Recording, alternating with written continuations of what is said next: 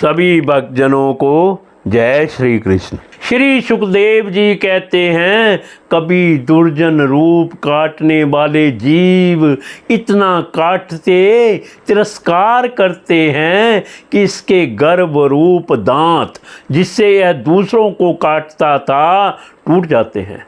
तब इसे अशांति के कारण नींद भी नहीं आती तथा मर्म वेदना के कारण क्षण क्षण में विवेक शक्ति क्षीण होते रहने से अंत में अंधे की भांति यह नरक रूप अंधे कुएं में जा गिरता है। कभी विषय सुख रूप मधुकणों को ढूंढते ढूंढते जब यह लुक छिप कर पर स्त्री या परधन को उड़ाना चाहता है, तब उनके स्वामी या राजा के हाथ से मारा जाकर ऐसे नरक में जा गिरता है जिसका और कोई रास्ता भी नहीं है। इसलिए ऐसा कहते हैं कि प्रवृत्ति मार्ग में रहकर किए हुए लौकिक और वैदिक दोनों ही प्रकार के कार्य जीव को संसार की ही प्राप्ति कराने वाले हैं। यदि किसी प्रकार राजा आदि के बंधन से छूट भी गया तो अन्याय से अपहरण किए हुए उन स्त्री और धन को देवदत्त नाम का कोई दूसरा व्यक्ति छीन लेता है और उससे विष्णु मित्र नाम का कोई तीसरा व्यक्ति झटक लेता है। इस प्रकार वे भोग एक पुरुष से दूसरे पुरुष के पास जाते रहते हैं, एक स्थान पर नहीं ठहरते। कभी कभी शीत और वायु आदि अनेकों आदि दैविक आदि भौतिक और आध्यात्मिक दुख की स्थितियों के निवारण करने में समर्थ ना होने से यह अपार चिंताओं के कारण उदास हो जाता है। कभी परस्पर लेन देन का व्यवहार करते समय किसी दूसरे का थोड़ा सा दमड़ी भर अथवा इससे भी कम धन चुरा लेता है तो इस बेईमानी के कारण उससे वैर ठन जाता है।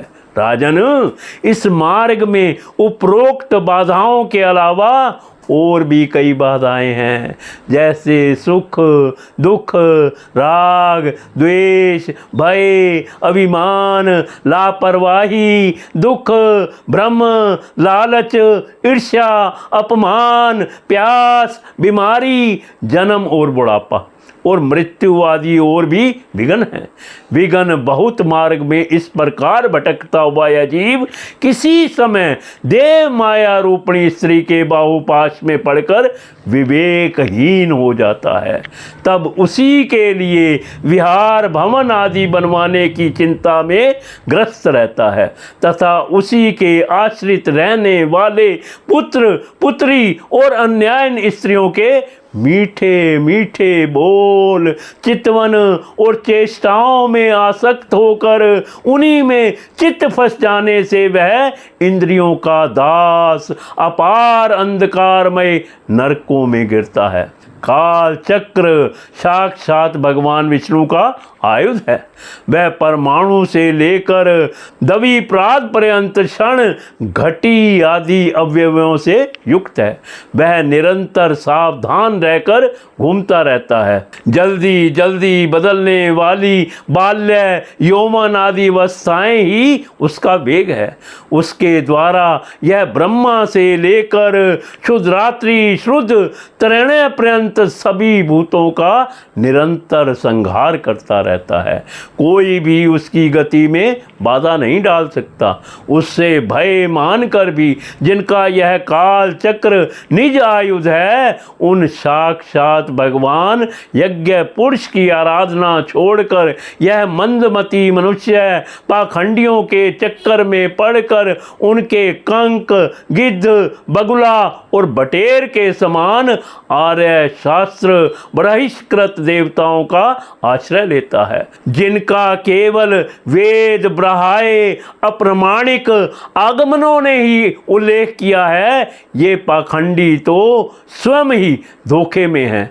जब यह भी उनकी ठगाई में आकर दुखी होता है तब ब्राह्मणों की शरण लेता है, किंतु उपनयन संस्कार के अनंतर श्रोत्र समार्थ कर्मों से भगवान यज्ञ पुरुष की आराधना करना आदि जो उनका शास्त्रोक्त आचार है वह इसे अच्छा नहीं लगता।